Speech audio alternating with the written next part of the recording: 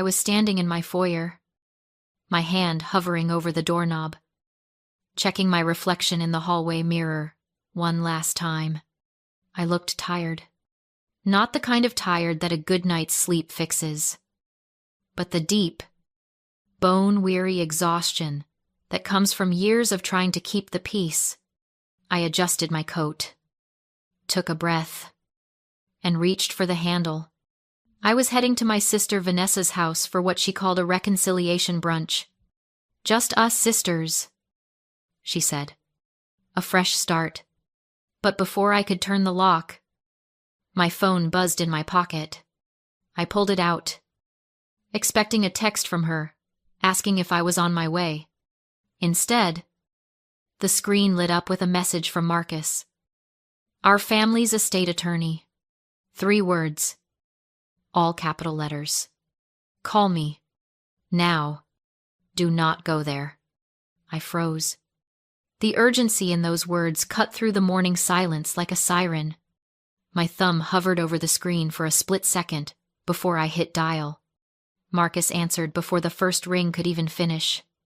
"Catherine, listen to me very carefully," he said, his voice dropping to a harsh whisper that made the hair on my arms stand up. "Do not go to that house. Do not eat anything she gives you. Lock your door right now." "I'm coming over." That was the moment the floor dropped out of my life. I froze in my own hallway, my heart hammering against my ribs. "Before I tell you what he showed me, drop a comment and let me know where you're watching from tonight. I want to see how far this story travels." 20 minutes later, Marcus arrived. He didn't even bother with an umbrella, just marched up my walkway in the freezing rain, clutching a thick plastic folder against his chest like it contained nuclear codes. When I opened the door, he didn't offer a hug or a greeting. He just walked past me. I threw the wet file onto my kitchen island and turned to lock the deadbolt behind him. "Sit down, Catherine," he said. His voice had the flat, professional cadence he usually reserved for reading wills.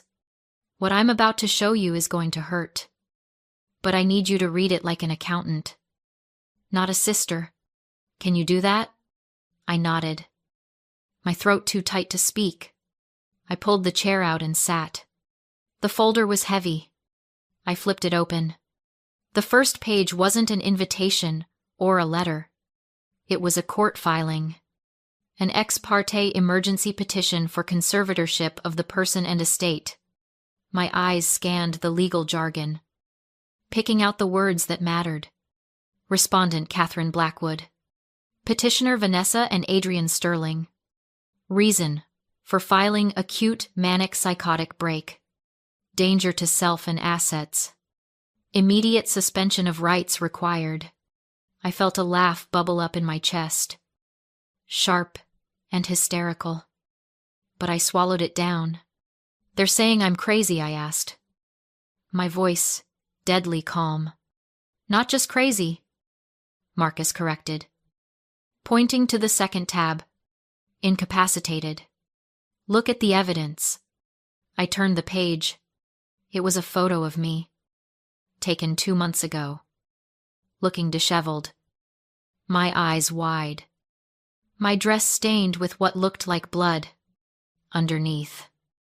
The caption read, "Respondent exhibiting violent, erratic behavior at parent's funeral." I stared at the photo, and suddenly, the memory snapped into focus like a balance sheet finally reconciling. The funeral. I had worn my mother's vintage white silk dress. I had been standing by the gravesite, holding it together.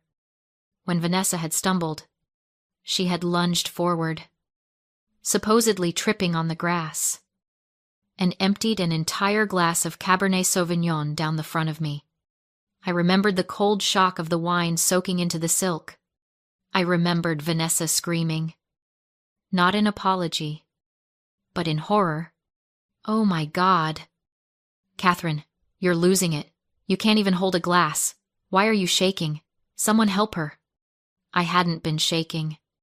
I hadn't been holding a glass. She had thrown it on me. But in that moment, with everyone turning to look, with the red stain spreading like a gunshot wound across my chest, I looked unhinged. She hadn't been clumsy.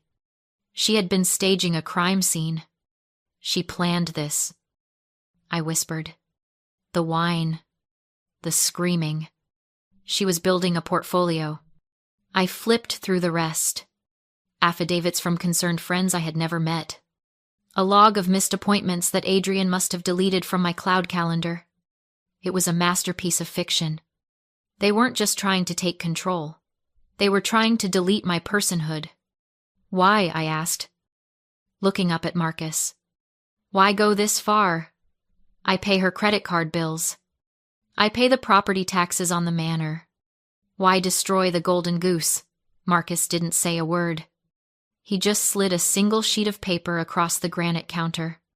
It was a property appraisal for Blackwood Manor.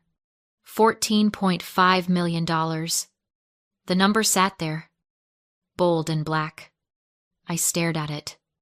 I had been paying $45,000 a year in property taxes to keep that house in the family, treating it like a heritage site, a liability I was honored to carry. Vanessa didn't see a home. She saw a lottery ticket. She saw $14 million that was currently locked in a trust she couldn't access unless the trustee me was declared incompetent. The coldness that washed over me then wasn't fear. It was the icy, clinical detachment I felt when I found a discrepancy in a client's ledger. This wasn't a family tragedy. It was a fraud case. And I was the auditor. I closed the folder. My hands were steady. Okay, I said. They want a crazy sister. They're going to get a forensic investigation instead. I opened my laptop. The screen glowed with the familiar blue light of my workspace. Usually a place of order and logic. But today, the first thing that popped up wasn't a spreadsheet. It was a notification from social media. Vanessa Sterling is live. My finger hovered over the trackpad. I knew I shouldn't look. I knew it would only poison me. But I needed to know the narrative before I could dismantle it. I clicked. The video filled the screen. Vanessa was sitting in her sun-drenched living room. The perfect picture of distressed elegance. She wasn't wearing her usual designer glam. She was in a soft, oversized beige sweater, hugging her knees, looking small and vulnerable. Her eyes were red-rimmed, glistening with tears that didn't quite fall but caught the ring light perfectly. I didn't want to do this, she whispered to the camera, her voice cracking just enough to break hearts. But I know you guys have noticed I haven't been posting. The truth is, my family is in crisis. My sister, Catherine. We love her so much. But she's sick. She's spiraling. We tried to have a quiet intervention today. A brunch just to talk. But she wouldn't even open the door. She's paranoid. She thinks we're enemies. And it just breaks me, because we might have to make some really hard legal decisions to protect her from herself. The comments were scrolling by so fast they blurred. You're such a good sister. Praying for her. Mental illness is so hard on the family. Do whatever it takes to save her. V. I watched. And for a second, I felt the old urge to scream, to defend myself, to type in the chat that she was lying. But then, the forensic part of my brain took over. I leaned back and dissected the performance. This wasn't just lying. It was something far more sophisticated. It was the concern troll tactic.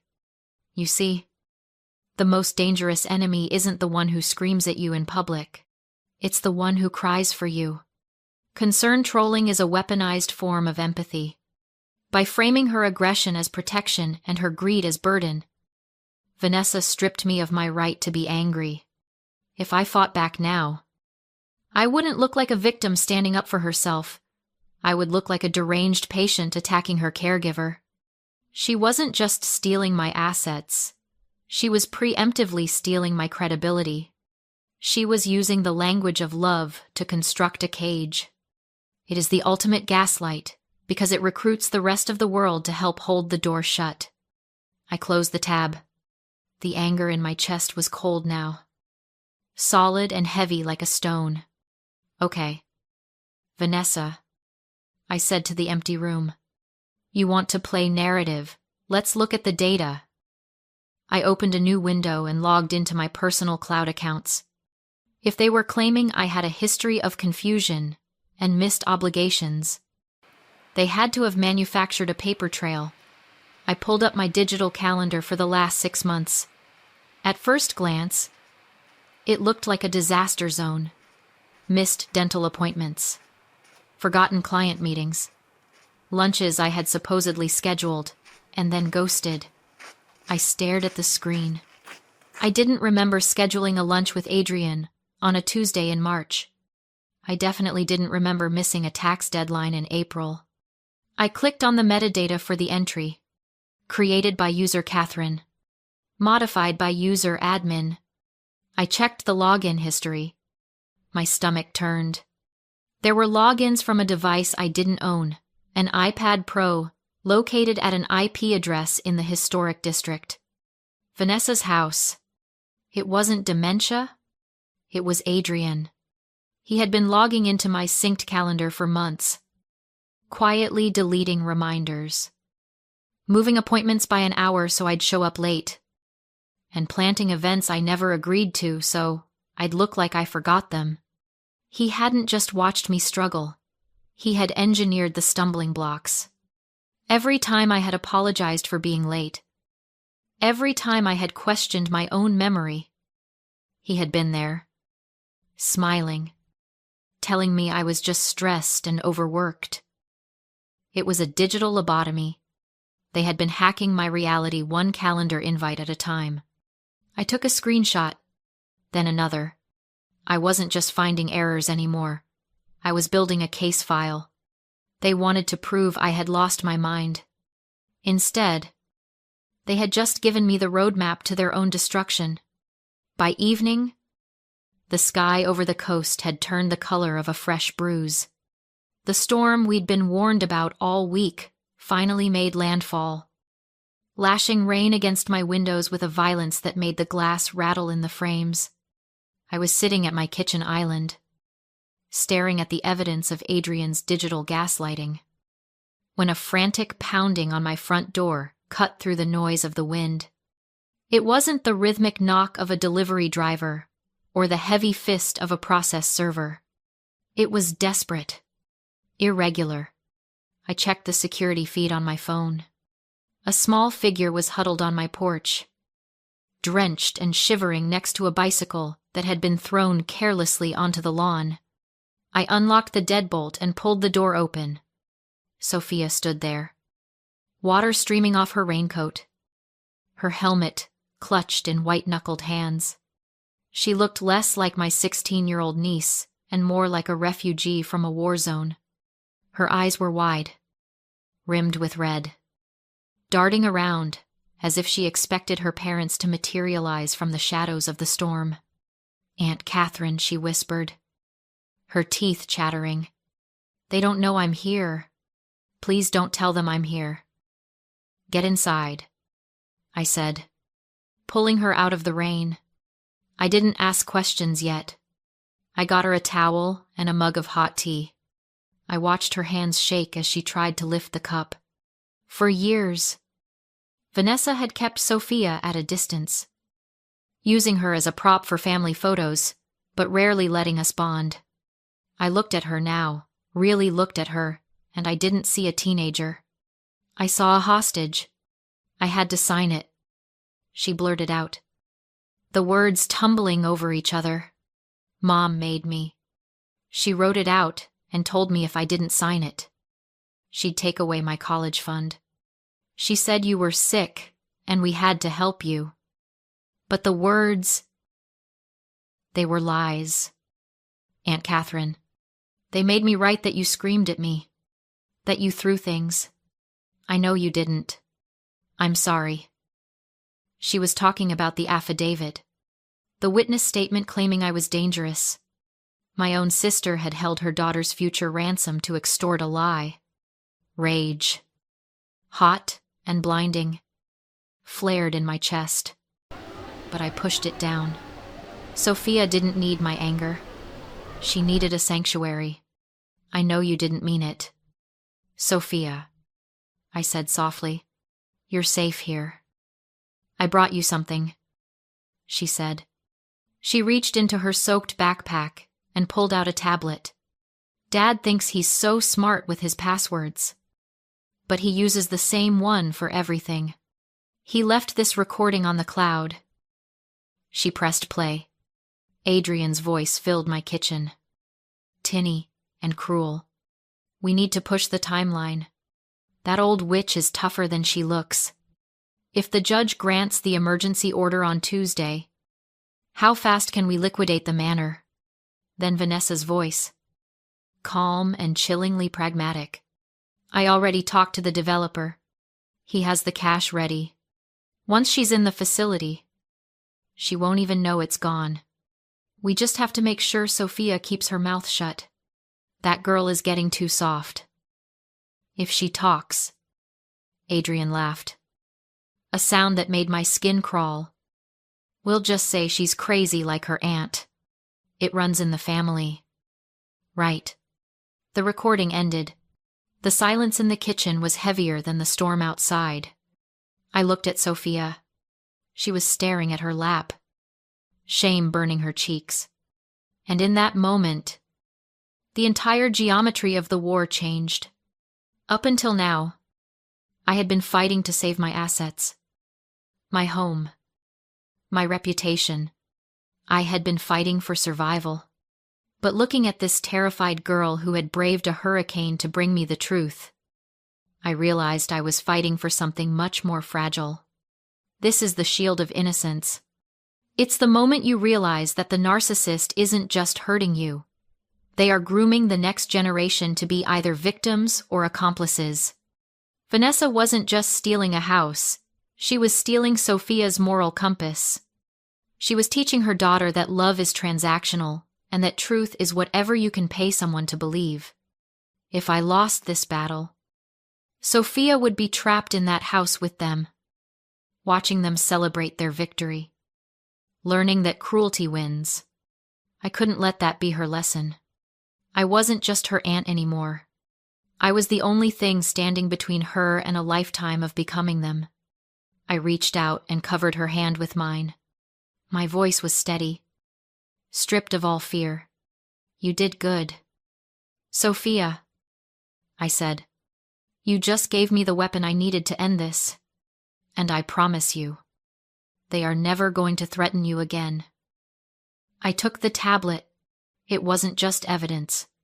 It was a declaration of war. By midnight, Marcus had returned to my kitchen, shaking the rain off his coat. The atmosphere in the room had shifted from fear to the cold, electrified focus of a war room. Sophia was asleep in the guest room, exhausted by her bravery, while Marcus and I dissected the data from Adrian's tablet. We found the smoking gun in a hidden folder labeled Project Phoenix. It wasn't a plan, it was a done deal. Vanessa and Adrian hadn't just talked about selling Blackwood Manor. They had already taken the money. On the screen was a signed pre-construction agreement with a developer notorious for skirting zoning laws, complete with a non-refundable $500, 000 wire deposit. The contract demanded demolition within 48 hours of title transfer, with triple damage penalties if access wasn't delivered. That was why they were rushing. They'd already spent the money likely to settle Adrian's debts, and now they were trapped. Marcus wanted to expose the fraud in court, but I refused. Court would take months. I didn't want to beat Vanessa. I wanted to finish her. So I gave her exactly what she wanted. Buried in my parents' records was a federal conservation easement signed decades ago. In exchange for tax relief, the manor was permanently protected, no demolition, no subdivision, no commercial use ever. Violation meant federal seizure. Vanessa had sold a property she legally could not deliver. At the hearing, I played the role she'd written for me: fragile, defeated, compliant. I agreed to a temporary conservatorship over the estate only, and handed her full control of Blackwood Manor. She left the courthouse triumphant, already calling the demolition crew. The bulldozers arrived on schedule. So did the federal agents, as Vanessa live-streamed her fake grief, celebrating the sale of the estate. The FBI and the Historical Preservation Trust shut the site down. The easement was enforced. The developer realized he'd been lied to. Arrests followed for wire fraud, conspiracy, and attempted destruction of protected heritage property. The fallout was swift and total. Lawsuits, bankruptcy, prison time. Vanessa lost everything. Weeks later, she came begging at my gate. I didn't let her in. A year ago, I would have saved her. Now I understood the difference between currency and legacy. Currency is loud and burns fast. Legacy is quiet and enduring. You don't own it, you protect it. Sophia and I stood on the restored porch of Blackwood Manor. The danger gone. The future intact. Sometimes the smartest way to win isn't to fight. It's to let your enemy step on their own land, mine.